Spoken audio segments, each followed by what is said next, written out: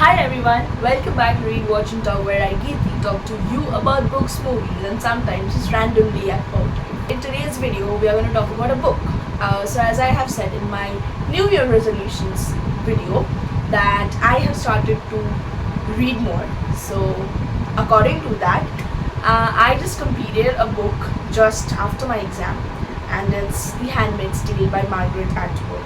This kind of dystopian fictions are what we need in these days to oversee the future. Would be a little too much to say, but to understand what the future can look like, and probably not cautionary steps, but put your step forward into making it a little bit of a better place. And The Handmaid's Tale was published in 1985, and it is about the Republic of Gilead, which is a futuristic representation of futuristic imagination of what the superpower US has turned into. Due to extreme environmental pollution and radiation, the fertility rate in Gilead, in the Republic of Gilead, has fallen down, and so there are handmaids. So who are these handmaids? These handmaids are women who still have retained their fertility factor, and they are used to breed children for those couples who are unable to get or conceive. Handmaid's Tale is about a handmaid, Offred, and Offred's character has been given a number of ways to look into, but honestly speaking, what Margaret Atwood has done the best with her is that disrupted narrative structure. She's going back to her past, coming back to her present, and then there are ways in which she's trying to rebel against the system, rebel against the repression that she has been forced to face, and she has made it a point to narrate her life. And it is a handmaid's tale, just how we have read Chaucer's Canterbury Tales, where there are different people coming and saying or talking about their lives, telling a tale. So here Offred is doing the same thing. She's telling a tale, and it is about her life, what she has been going through, what she has gone through, about how her life was a better place previously, but a small punishment, about which I will probably not talk about because that's giving spoilers. So I'll not do that, but a small punishment and what the Republic of Gilead has done to Offred and women like Offred. When she is recruited at the house of Serena Joy, she slowly develops a good relationship with the commander, which by the way is not allowed for their profession. The handmaid is not supposed to get into any personal connection with her recruiter. So the commander, being her recruiter, finally happens to build a connection with Offred. Their relationship elevates to some sort of a connection. Very symbolic thing in the book happens to be the scene where the commander really wants to play Scrabble with Offred, as well as wants her to kiss him like she meant it.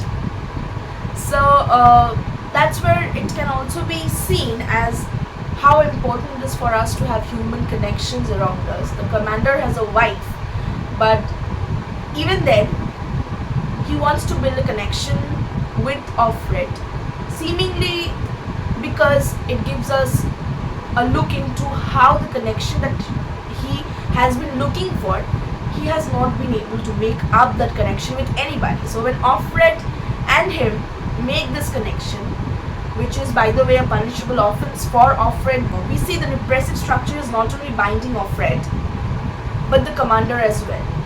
So even if we see that Offred is part of the patriarchal oppression, patriarchal dominance, the commander is no less. Even he is a victim of the patriarchal oppression that dominating ideologies have always been, vocally speaking about. So there are a few lines in the novel which I'm really fond of. I'll be talking to you about those lines as well. So don't think of it as a spoiler, but it's just me discussing my favorite lines from the book.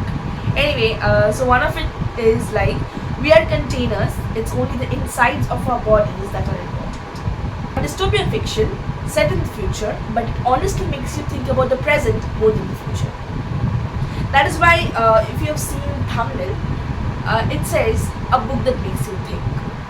Handmaid's Tale is the book that makes you think. There are novels, when you read them, after the last page, you probably do not think about it after you're done with it. But I am done with this book for the last 2 days, and I think I've still not recovered from the fact that this book is making me think.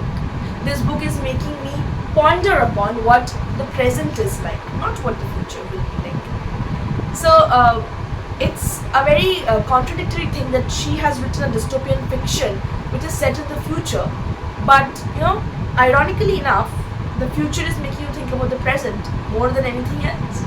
This makes you think about the female body. This makes you think about the female freedom, autonomy over their body.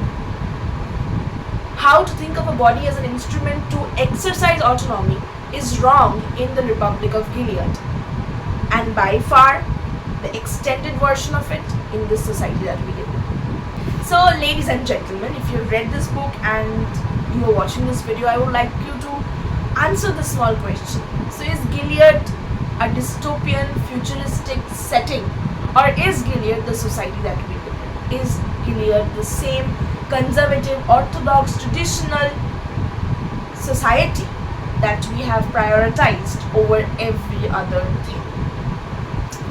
There's another line in the book which is the last one that I'm going to speak about in the video, and also my most favorite one.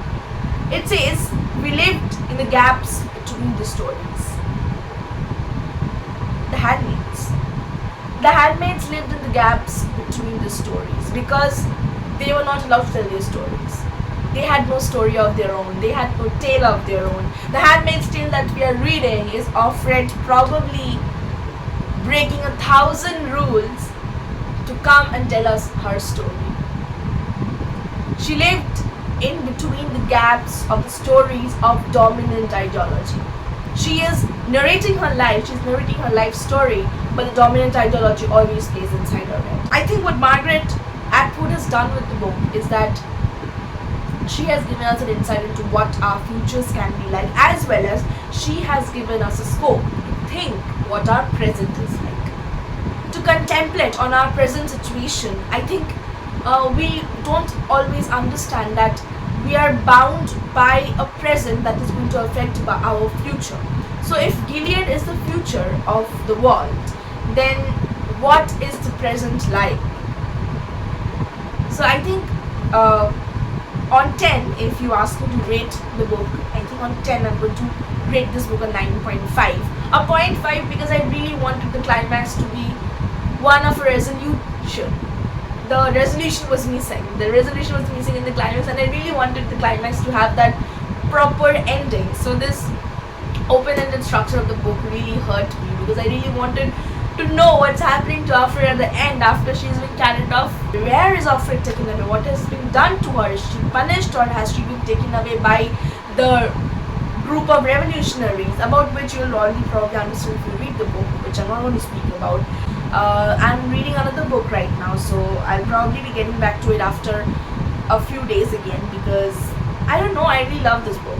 I really enjoyed reading this book. The narrative structure, the narrative technique she has used is like a jump from the past to present, and then this disruption, the fragmented structure of the narrative, all of these are pretty postmodern in nature. This open-ended structure of the book, the disrupted narrative structure, all of these things are why postmodern fiction is thriving, because along with the modern society, along with the postmodern society, its literature is changing. Its literature is giving a new meaning to the society, to the life that people are leading. So yeah, I'm really happy that I came across this book.